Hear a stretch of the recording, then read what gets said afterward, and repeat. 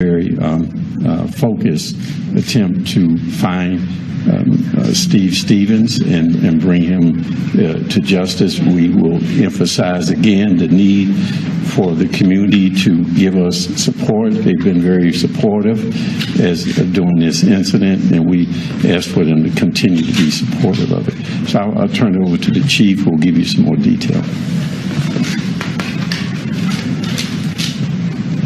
Thanks, Mayor. As the mayor stated, the new developments are the reward that's being offered, thanks to our federal partners and Crime Stoppers. We appreciate that. But also, we're still employing Steve to turn himself in. Definitely to contact a relative or a friend, because there are a lot of folks out there that want to talk to him, want to get this resolved peacefully. So, Steve, if you're out there listening, call someone, whether it's a friend or family member or a pastor. Give them a call, because they're waiting on you to call them. You know, we're almost, we're a little over 24 hours away from when this incident started, and we definitely want to get it resolved as fast as possible. The victim's family, they deserve that, and the community deserves it. Our reach now is basically all over this country. Our federal partners, our local partners have reached out to their contacts all over the country, and this is what we would consider a national search for Steve. So we are not going to leave any stone unturned. The tips, we want them to keep coming in, because we've received dozens and dozens of tips. The FBI line, please call that line if you have a tip out of the area. If you have something locally, call 911. But keep those tips coming in, and we do follow up on every tip we receive. The mayor has conversed with the family. This administration has talked to them. We know their hearts are heavy, and we're trying to get this resolved. So with that, if there are any questions, we'll open it up. Chief, is there any reason to believe he's still in that vehicle that you suspected he was driving at the beginning of all this? Well, right now, we don't have any reason to believe that he's not in that vehicle. You know, when these things start to evolve and people, you know, maybe switch vehicles or things like that, you know, I mean, he's not going to go out and buy a vehicle. So usually there's some kind of crime involved in securing a new vehicle, and we haven't had any reports like that so far. Chief, is there any truth that he's been spotted in Philadelphia? No, there's no truth to that. But again, we're receiving dozens and dozens of tips, and we follow up on all tips that we receive. Chief, you look like you got a little choked up when you started talking about Mr. Godwin's family. Can you describe just the emotion, you, the federal partners? I mean, how difficult is it? Well, I think we're all standing here because of, you know, what unfortunately happened to, you know, one of our citizens here in the city, minding his own business, going about his day on Easter. I mean, it is personal, definitely. Chief, what have you been able to, and I apologize if this question was asked this morning, what have you been able to determine happened with this woman that he mentioned in this video that might have led to this state of mind that he was in yesterday? To be honest, you know, we've interviewed several people involved in this, and I don't think there's any rhyme or reason for it happening. I don't think there's anything that we can point to specifically to say that this is what sparked this. Only Steve knows that. Hopefully we can find him soon, and then we'll get to talk to him and find out exactly why he did this. Have you been able to locate the people that he was talking to on the cell phone? We've located a lot of people that he's been talking to, and they've been cooperative in the investigation so far. How long was the post up on Facebook before it was taken down? I can't give you the exact time frame, but it was sometime yesterday. But was it up for minutes, hours? Can you say? I couldn't tell you exactly. Chief, do you believe Stevens is still in the Cleveland area, or that he has gone to another state?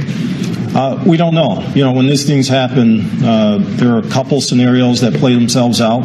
You know, I don't want to speculate on any of those scenarios. Of course, we in law enforcement kind of look to all of them and, you know, govern the investigation according to, you know, things that have happened in the past and things that we think may happen in the future. But I can't tell you, you know, I can't tell you one way or another. We're trying to follow any investigative lead. We're trying to make sure that we in law enforcement, kind of look in the past and really bring something to this case that's going to locate him. And all that's being done. Is there any evidence, though, that he's outside of Ohio? No. Chief, what about the parents who are trying to deal with this, who have to talk to their children about this? What's the message you have to parents who talk to their children about it? Well, our message to the community at large is to be careful. Unfortunately, we're in an era where things like this happen, maybe not to this degree, maybe not this publicly as was done, but we have to be careful, we have to be vigilant, and we have to watch over each other. Are you doing anything different for the game tonight, Chief? Yeah, and just a further comment on your question, as the mayor says, it's traumatizing to our community, to everybody, not just our kids. And, the Division of Police, our law enforcement partners, we have counselors available. We have counselors now in contact with the family. And if there is a need out there, whether it be at a school or an institution, we can arrange for counselors to come out and talk to folks. Chief, can you comment on the search of the home in Twinsburg and the weapons that were removed? Were they his? I can't give you an exact synopsis of all that, but we've searched every available location where he's either resided, where he's had family members, and they cooperated in those searches, and there have been items recovered, yes. Were they weapons? Were they guns? Some were weapons, some were other things that are pertinent to the investigation. And they were his? Can you comment on how many? I can't verify who they belong to. Are you still assuming he's armed? Yes. Yes, we definitely, I think we can say without a doubt he's armed. You know what the murder weapon was specifically? It was a pistol. I can't give you the caliber and things like that, but yes, he's armed. Tracy? Chief, did you all find any video or pictures of his car from any of the highway cameras, any of the cameras that may have caught that? We've been looking at video throughout the area. I don't know specifically, and our investigators would have to talk to that, if we specifically found that vehicle within a video. But I mean, a white, newer model vehicle, there are thousands out there. Right, how hard is it to try to pinpoint? It's very hard. It's difficult. Again, it's a white 2016 vehicle, four-door, and there are thousands that travel throughout Northeast Ohio. Do you think you'll be releasing that one? Those get processed through public records, so we'll get that to you at some point. Yeah, we'll get the tapes out, but we really want to concentrate on finding Steve and bringing closure to this family.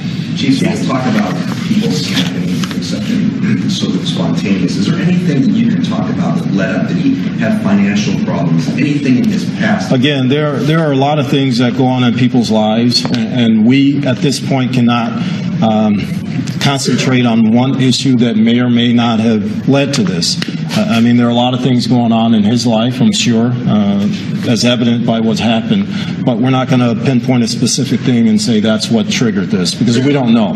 And when we talk to him, we'll be able to find out more about that. Thank you for coming. We'll provide more updates as it becomes appropriate to release information.